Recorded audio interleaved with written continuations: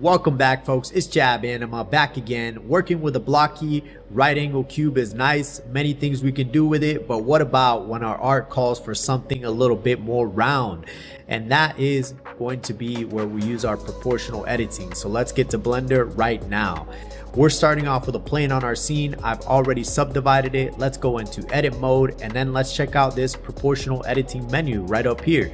And we have all these functions that we can use, but right now they're all blackened out, and that's because we haven't turned on proportional editing yet. So let's go down, let's pick one of these vertexes, and we're gonna hit the O key, and you're gonna get this circle. If you don't get this circle, don't panic.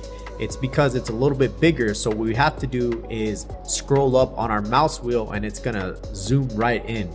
And this is the circle of influence. This is gonna determine where this proportional editing is going to happen.